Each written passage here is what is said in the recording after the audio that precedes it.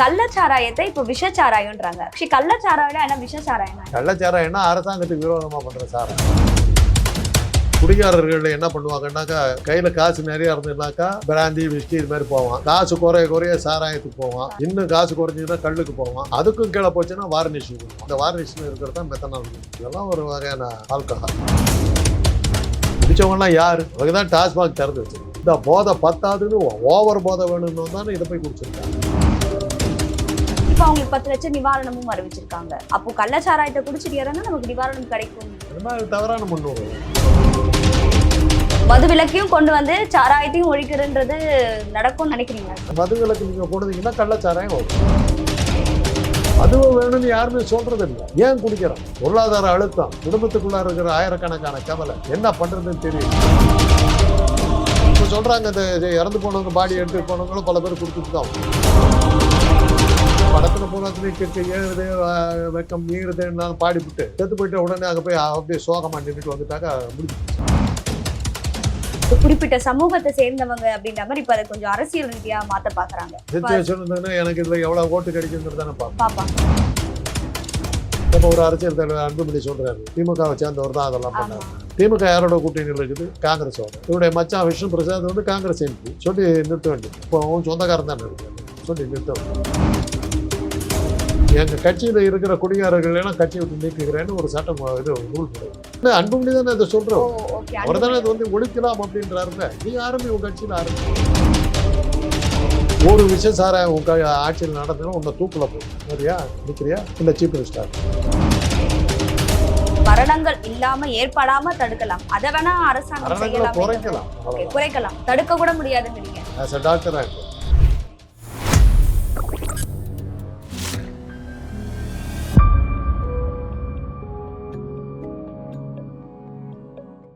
Globe 360 நேயர்களுக்கு வணக்கம். இன்னைக்கு நம்ம நிகழ்ச்சியில அரசியல் விமர்சகர் டாக்டர் காந்தராஜ் அவர்கள் நினைச்சிருக்காரு. வணக்கம் சார்.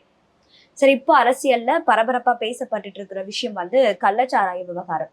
அது எதனால நடந்துச்சு? ஏன் அத்தனை பேரோட உயிரிழப்பு ஏற்பட்டுச்சு? இது அரசாங்கத்துடைய அலட்சிய போக்கா, இல்ல மக்களோட அறியாமையா? இது எதுவுமே நமக்கு அந்த அளவுக்கு விவாதிக்கிறதுக்கு இப்போ அது டைம் கிடையாது.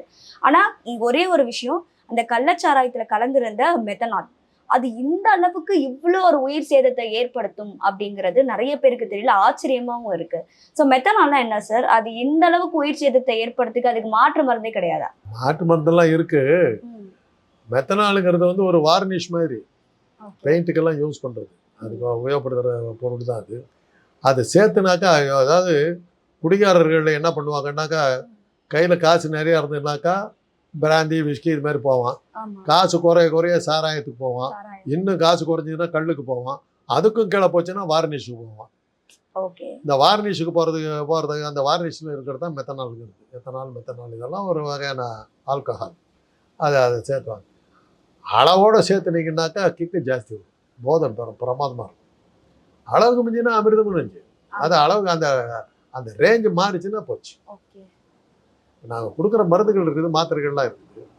அந்த ஓவர் டோஸ் பண்ணிங்கன்னா அதே விஷமாக மாறிடுது.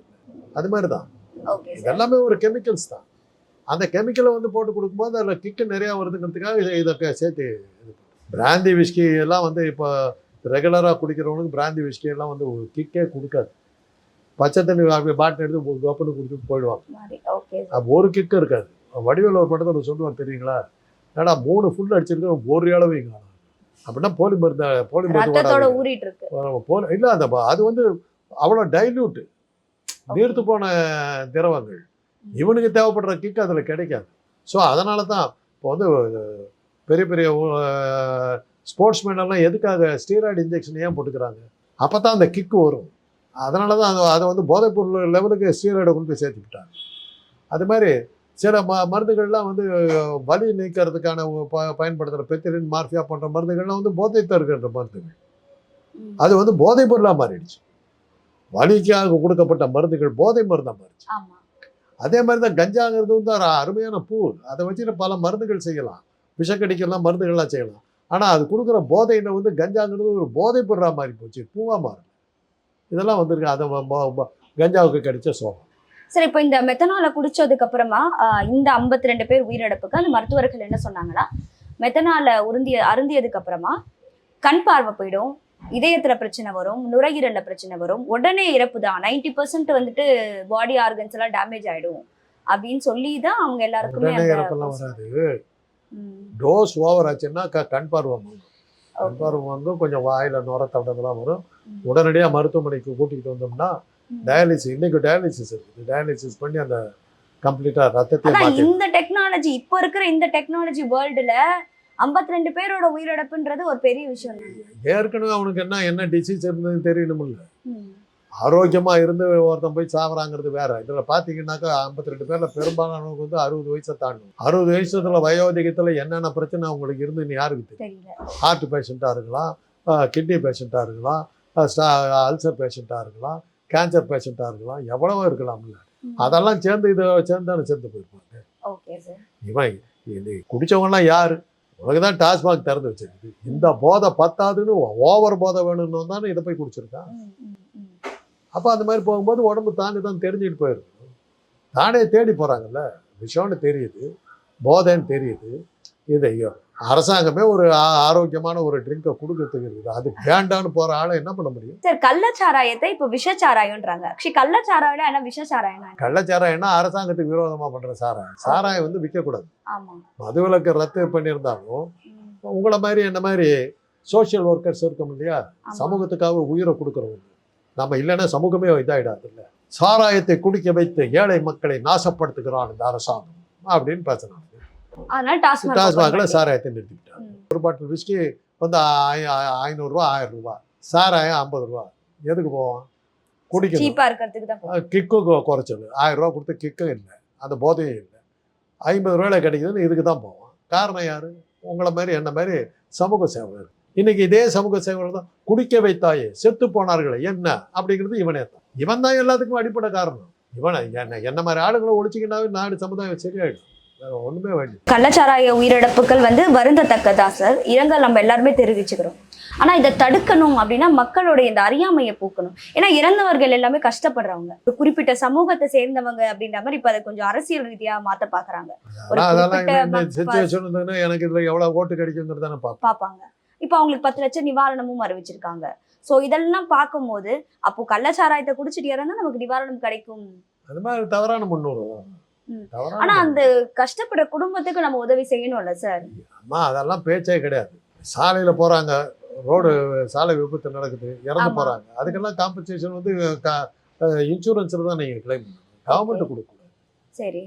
சாலைகளில் விபத்தே நடக்கக்கூடாதுங்கிறது நடக்கிற காரியம் இல்லை. ஆமா. நாம தான் பார்த்து போகணும். ம். இதெல்லாம் வந்து நம்ம சொல்றதுல அர்த்தம் இல்லை. இப்போ சாராயத்தை ஒழிக்கிறதுக்கு என்ன வழி? இப்போ சிகரெட்டை நம்ம எப்படி குறைச்சோம்?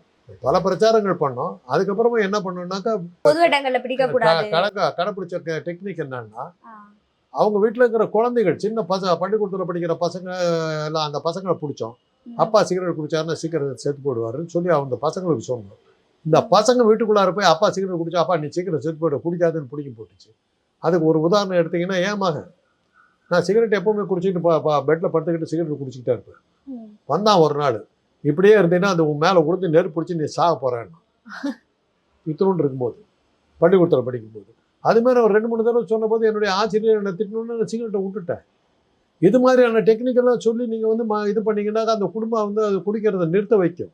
அதை விட்டுட்டு நீங்கள் வந்து இந்த படத்தில் போகிறதுலேயே கிட்ட ஏறுது, வெக்கம் மீறுதுன்னு பாடிவிட்டு செத்து போயிட்ட உடனே அங்கே போய் அப்படியே சோகமா நின்றுட்டு வந்துட்டாக்கா முடிஞ்சு போச்சு. இல்ல, நீங்க மறைமுகமா யார சொல்றீங்கன்னு தெரியுது. ஒரு படத்துக்கு 15 கோடி வாங்குறாரு, ஒரு படத்துக்கு வசூல் வந்து ஒரே வாரத்துல 300 கோடி ரூபா வந்தது. ஒரு 100 கோடி ரூபாய் அவங்களுக்கு கொடுக்கலாம்ல. கண் கலங்கிட்டு வந்துட்டா போச்சா? இல்ல சார், அதுக்கப்புறம் கண் மேபி கலங்கினாக்கா நிவாரணம் என்ன அர்த்தம்? அறிவிப்பாரா? உனக்காக நான் கண் கலங்குறேன், எனக்கு ஓட்டு போடுறியாங்கிறது தானே அதுல இருந்தது. இதை வச்சு எல்லாமே அரசியல் எளிய தான். ஓட்டுல புடுங்குற லாபம்னு போற ஆளுங்கம்மா. என்ன நீ செஞ்ச? அப்ப எல்லாருமே தானே சார் வந்தாங்க. நீங்க சொன்ன அந்த குறிப்பிட்ட நபர் எல்லாத்தையும் மட்டும் தான் இல்லாம சொல்றேன், எல்லாத்தையும் எல்லாரையும் தான் தான் சொல்றேன். எல்லாத்தையும் நீங்க இவங்கள தானே ஹைலைட் பண்ணீங்க. நானும் தான் போனேன். ம். என்னப்பா ஹைலைட் பண்ணீங்களா? நீங்க போனீங்களா சார் நான் கள்ளக்குறிச்சிக்கு? சொல்றேன், சும்மா ஓ, சொல்றேன். சார் சும்மா சொன்னா எப்படி ஹைலைட் அதான் பண்ணாங்க? போயிருந்தா சொல்லி எவ்வளவு maybe. சமூக ஆர்வலர்கள் எவ்வளவு பேர் போனாங்க. நடிகனுக்கு நடிகைக்கு தானே நீங்க முக்கியத்துவம் கொடுத்தீங்க. உங்களுக்கு அதனாலதான் இல்ல, ஒரு சொல்றேன். நடிகர் போனாருன்னா அது ஒரு நியூஸ் ஆகுது. ஏன் நியூஸ் வராரு, ஆகுது? ஏன் நியூஸ் ஆகுது? பாத்துட்டாரு, என்ன இது? அவர் போனாரு, இந்த எரிய வீட்டுல புடுங்குறது லாபம்னு போறாரு. பாருங்க இது மாதிரி ஆகிப்போச்சு, எனக்கு ஓட்டு போட்டு அவன் காலத்துல விஷ சாராயம் இருக்க போறது இல்லையா? கேரண்டி கொடு.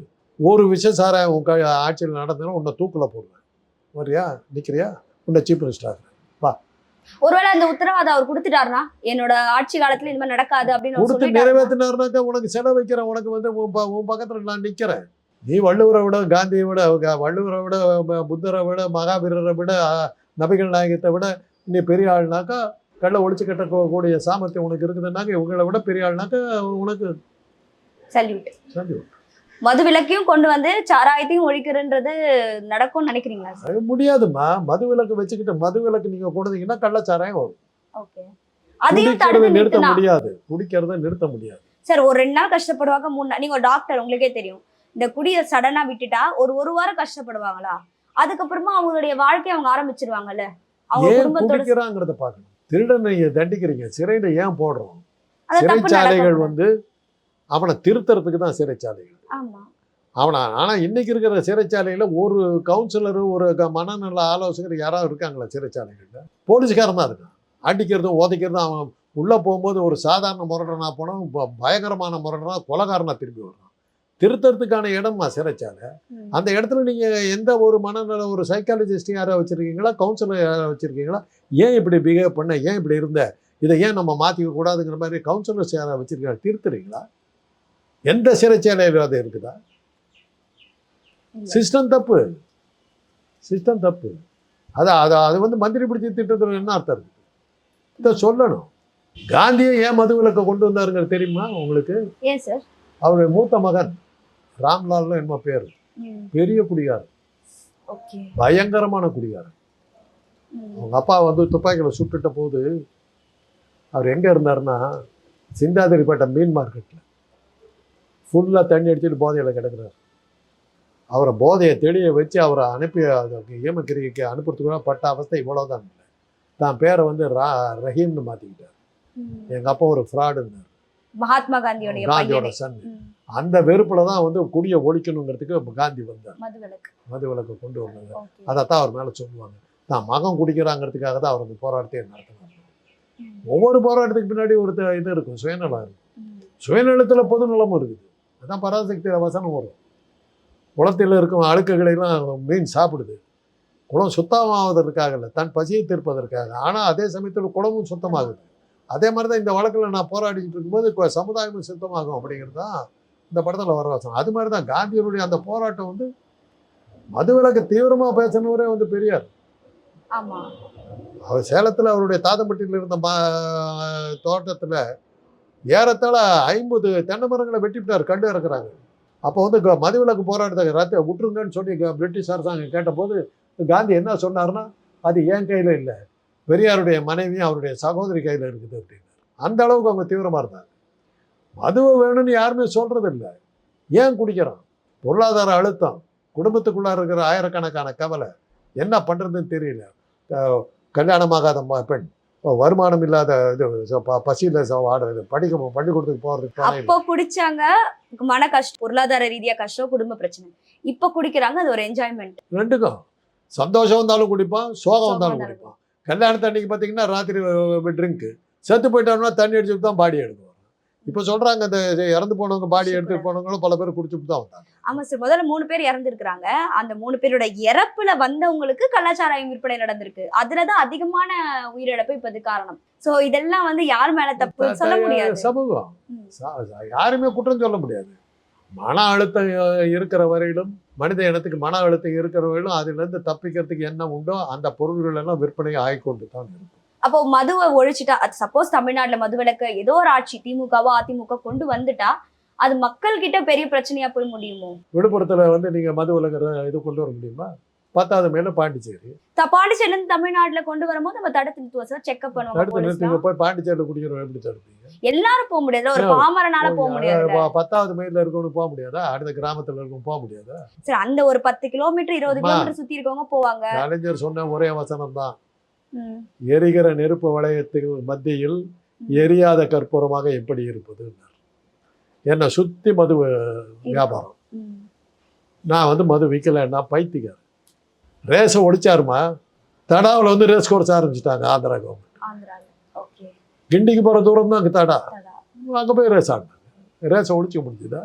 சோ மக்கள் இருக்க வரைக்கும் அவங்களுக்கு மன அழுத்தம் இருக்க வரைக்கும் இதெல்லாம் மது ஒழிக்க மனக்கவலை முடியாது. இருக்கிற வரையிலும் மனக்கவலையிலேருந்து எஸ்கேப் ஆகிறதுக்கு இது போன்ற போதைப் பொருட்கள் உபயோகமாக இருக்குதுங்கிற வரையிலும் இதெல்லாம் ஒழிக்க முடியாது. ம். பேசலாம், இன்னைக்கு இருக்கிற அரசியலுக்காக பேசலாம். உணர்ச்சி வசப்பட்டு பேசலாம், ஒழித்து கட்டுவேன் கலத்தி கட்டுவேன். இப்போ ஒரு அரசியல் தலைவர் அன்புமணி சொல்றாரு, உங்க கட்சிக்காரன் தான் அப்படின்னாரு. திமுகவை சேர்ந்தவர் தான் அதெல்லாம் ஆமா. பண்ணாரு. திமுக யாரோட கூட்டணியில் இருக்குது? காங்கிரஸோட.